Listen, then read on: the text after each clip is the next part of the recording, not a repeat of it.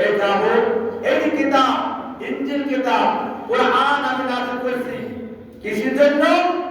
হুদাল লিন্নাস, মানুষকে হেদায়েতের জন্য।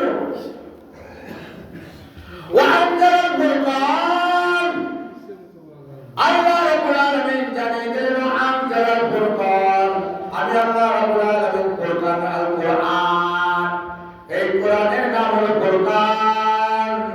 এই কোরআন সত্য এবং মিথ্যার মধ্যে তফাৎ সৃষ্টি করে দেয়, পার্থক্য নির্ণয় করে দেয়। এই জন্য কোরআনের নাম রাখা হয়েছে ফুরকান, পার্থক্য নির্ণয় করে দেয়। হয়তো ওমর ফারুকের নাম ছিল ফারুক, পার্থক্যকারী, সেখান থেকে ফুরকান, অর্থাৎ সত্য মিথ্যার মধ্যে ডিভাইডেড করে দেয়, ভাগ করে দেয়। তার নাম হলো কোরআন, তার নাম হলো ফুরকান। আল্লাযীনা কাফারু বিআয়াতিল্লাহ লাহুম আযাবুন শাদীদ।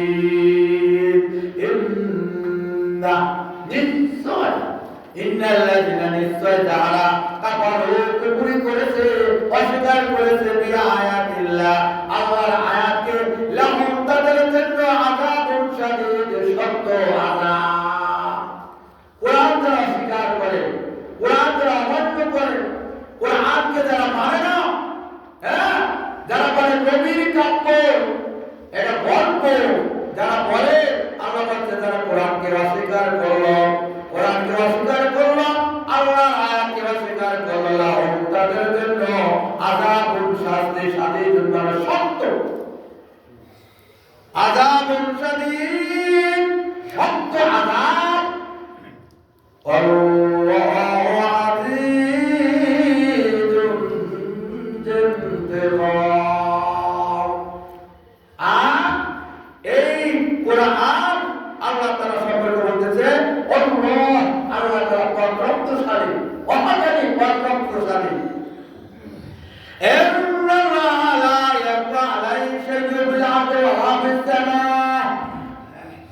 দুনিয়ার মানুষ তুমি গোপনে সুদ খাও, মানুষকে দেখাও তুমি কত ভালো মানুষ, তুমি গোপনে গোপনে ঘুষ খাও, মানুষকে দেখাও তুমি কত ভালো মানুষ। আমার আল্লাহ জানে দুনিয়ার মানুষ, তুমি ভালো করে শুনে নাও, ইন্নাল্লাহা নিশ্চয় আল্লাহ তাআলা, নিশ্চয় আল্লাহ তাআলা নিকটে লা ইয়াখফা আলাইহি শাইউন ফিল আরদি ওয়া ফিস সামা। আসমান জমিনের মধ্যে যাহা কিছু আছে, আল্লাহর কাছে কোনো কিছু গোপন নাই। ইন্নাল্লাহা লা ইয়াখফা, নিশ্চয় আল্লাহ তাআলার কাছে গোপন নাই, গোপন নাই। শাইউন সামান্যতম জিনিস, এক জামরা পরিমাণ জিনিস।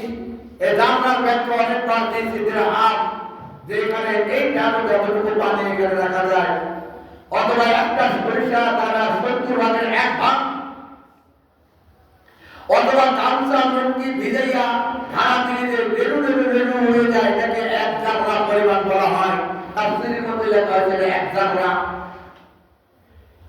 এইরকম সামান্য জিনিস আসমান জমিনের মধ্যে আমার মাওলার কাছে গোপন নাই। একবার শাইউন ফিল আরদি ওয়া ফিস সামা, আসমান জমিনের মধ্যে আল্লাহ তাআলার কাছে কোনো কিছু গোপন নাই, বরং আমার আল্লাহ সব কিছু দেখেন, সব জানেন। কি আমার আল্লাহ সবই দেখেন আমার আল্লাহ।